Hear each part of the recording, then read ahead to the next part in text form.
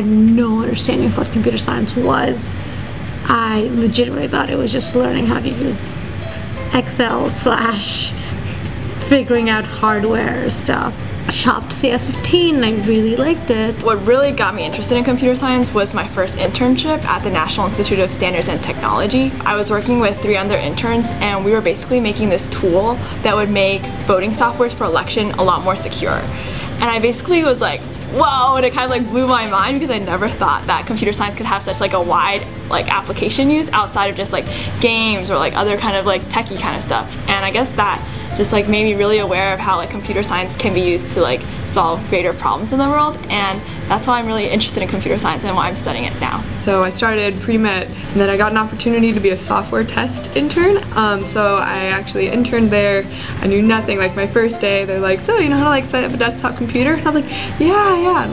Oh my god, like no clue what I was doing. And so it was definitely like a big learning experience, and that kind of seeing what it was like to be in a startup and like kind of see how people really work together in software development, that kind of thing, made me decide to change my major to computer science and transfer to Brown. Actually, I started as a physics concentrator. My advisor saw that I had signed up for both physics and computer science, and she said, you know, maybe you should just choose one of those because those are both really hard classes. And I went to computer science and it was super fun because there were skits, and you know, the professor, Andy Van Dam, was really great. So I just took computer science and I ended up never taking a single physics class at Brown. CS has this reputation of being very difficult and very complicated, and I think people are just sort of gun shy of trying it.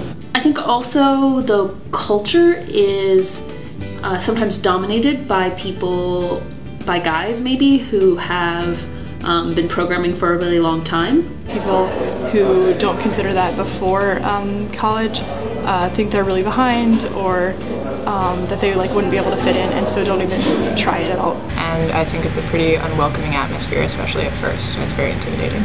I was one of like 10 women in a class with like 200 boys, and they're all talking over my heads.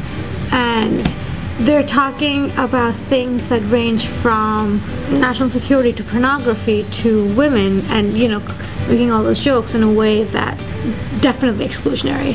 And I'm not saying it was intentional, but I'm saying the dominant culture is patriarchal. Femininity is seen as like less capable in computer science. Because like in my high school it was like 40 people studying computer science in my class, and I want to say like only 5 people were female. If you are one of those 5 people who are female, you kind of stand out, and like I don't think they really understood that, and I think like the things that they did made me feel kind of unwelcome at times. Like sometimes like if I got an award or if I got a scholarship, they kind of be like, oh, it's just because you're a female, or like you had some kind of connections. But like at Brown I've never really had that happen to me, which is why like I am still here. Yeah. And I've definitely been asked out of curiosity why I'm not pursuing, you know, humanities. For example, there was an occasion where I went up to somebody and I was using a software to write a certain amount of code that was not as efficient, and the person turned around to me and said, oh, you don't know how to use the other one? And I guess they were trying to help, but just the way they framed it was demotivating. When I was a student, there was definitely like this kind of macho sense about using computers, and if you didn't know what you were doing, you know, had some question that was sort of like not course related, but just like how to use the computer. You pretty much had to figure it out on your own. And I was a software development intern. Granted, I had only taken like an intro sequence before that, so the other 3 were all guys, and one of them was a grad student, basically just kept trying to help me all the time, like kept coming over, was like super condescending whenever he talked to me. I was supposed to be like the team lead on this project, and I would be like, okay, so if you like want to, you know, like first of all, I'll ask you if I need help, like I appreciate, you know, whatever, but like please stop just coming to my desk like 12 times a day. And I was very lucky to have a manager who, you know, was really aware of these things and like really invested in, I guess, promoting women in computer science. When I was working in groups, sometimes I would be the one who would be expected to make the slides or the presentation, and I don't know if it was a perception that I would be better at that than they were, or a perception that I would be worse at the technical things than they were. It's pretty much like being a wizard. You have the ability to make something out of nothing. Well, CS is super fun. I mean, duh. I think that it's an extremely creative field. And what computer science really comes down to is algorithmic thought and problem solving, deconstructing complex situations and being able to get to the heart of them and being able to understand and think in a certain way and act in a certain way, which I just think is fundamental to everything.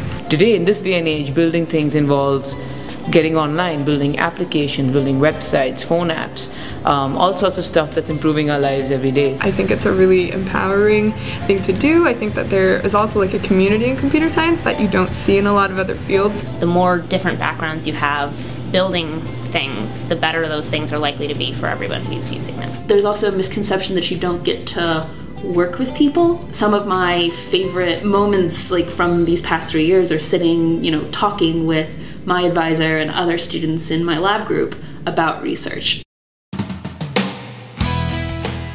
Just don't be afraid of asking for help.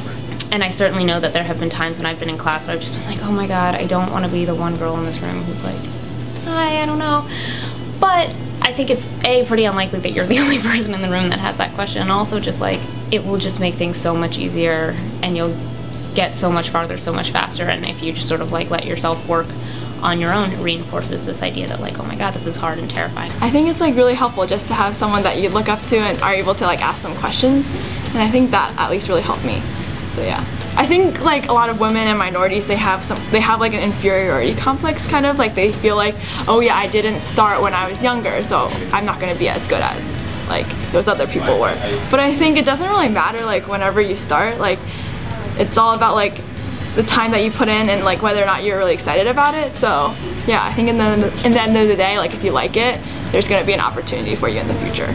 So yeah. Look up the definition of imposter syndrome. I suffered from it hugely pretty much until got an offer for a full-time job. And that's kind of what was the turning point for me, is I went to a hackathon and worked on a team with engineers and like other students who I thought were all really smart. And I was like, wow, like I'm keeping up with these people. I can do this. Just stick it out, and hopefully, what doesn't kill you will make you stronger. A lot of people around you, either male or female, in my experience, will kind of inflate how they're doing, and so then that sets an unfair standard for you. And so if all of your friends like are outwardly claiming how easy this class is, and then you meanwhile feel like you're struggling, then you might be thinking to yourself like, wow, I guess this isn't for me, everyone around me is way smarter. But in my opinion, that's definitely not the case, and eventually you'll see that balance out and you'll see your friends who claim to have all this confidence are actually on the same level as you. So you just have to like stick through it and believe in yourself. Yeah. People before you have done, people after you're going to do it, and like honestly, the more people do it, the more it gets better. Every single person counts, and it is worth it. It is hard and you will fight, but it is worth it.